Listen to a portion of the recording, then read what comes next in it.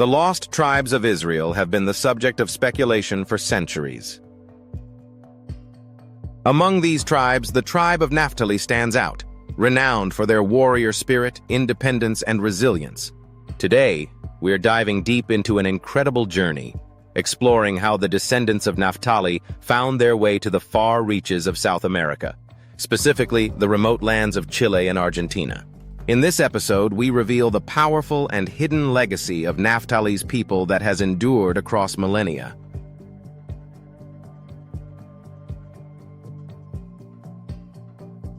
The tribe of Naftali, once thriving in the northern hills of Israel, faced a fateful turning point in the 8th century BCE. As the mighty Assyrian Empire expanded under Tiglath-Pileser III, Naftali, along with other northern tribes, found itself embroiled in conflict. In a final stand, they joined forces with King Pekah of Israel and King Rezin of Damascus in what became known as the Syro-Ephraimite War. Though they fought valiantly, the power of the Assyrians was overwhelming. Naftali fell, and its people were scattered throughout the vast territories controlled by Assyria. But as we'll see, their journey didn't end there.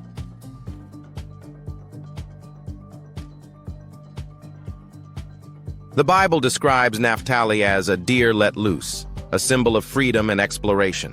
This nomadic, pioneering spirit would eventually lead some of their descendants to uncharted territories, far beyond the lands of Israel.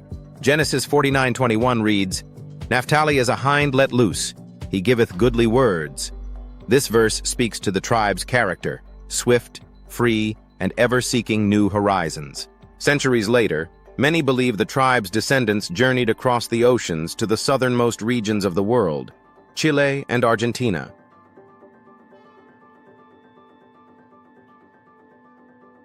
Throughout Chile and Argentina, we can still find cultural imprints of Naftali's descendants today. Indigenous communities like the Mapuche and Tehuelche have a warrior ethos and connection to the land that mirrors the ancient descriptions of Naftali.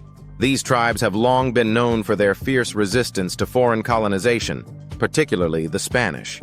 The Mapuche resisted Spanish conquest for centuries, embodying the bold and swift nature of Naftali. Cultural practices such as purification rituals, horn blowing, and certain dietary customs reveal surprising echoes of ancient Israelite traditions.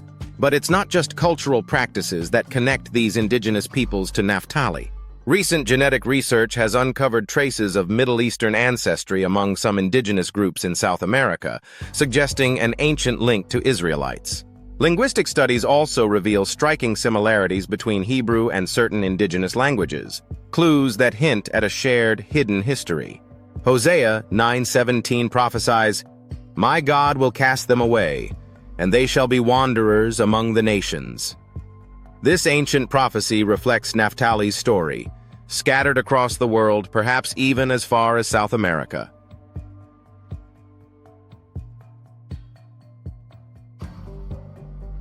Deuteronomy 33:23 blesses Naftali with favor and foresight, saying, "O Naftali, satisfied with favor and full with the blessing of the Lord, possess thou the west and the south."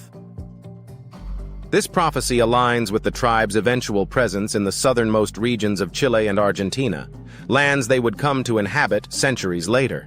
The indigenous peoples of these regions maintain a deep connection to nature, communal living, and a resilient spirit, qualities that reflect the biblical traits of Naftali.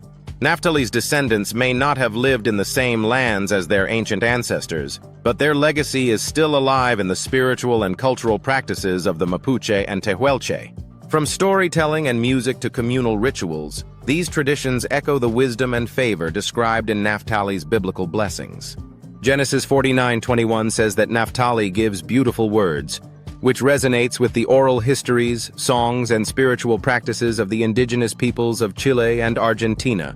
These beautiful words, passed down through generations, tell the story of a people who refused to be forgotten. Isaiah 11:12 speaks of God's promise to gather the outcasts of Israel, saying, "He shall set up an ensign for the nations, and shall assemble the outcasts of Israel." Naftali's presence in South America is not just a fascinating historical footnote. It's part of this divine promise, reminding us of the enduring spirit of the lost tribes. The hidden presence of the tribe of Naftali in Chile and Argentina is a remarkable chapter in the story of the lost tribes of Israel. It challenges us to reconsider history and recognize the deep, lasting connections that unite us across time and continents. Naftali's legacy lives on in the people of Chile and Argentina, a testament to the ancient promise that the lost tribes would never be forgotten. Their story is our story, a reminder of our shared heritage and the enduring thread of identity that weaves us all together. Thank you for joining us on this journey to uncover the hidden history of the tribe of Naftali. If you enjoyed this video, don't forget to like, subscribe, and hit the notification bell for more stories on the lost tribes of Israel.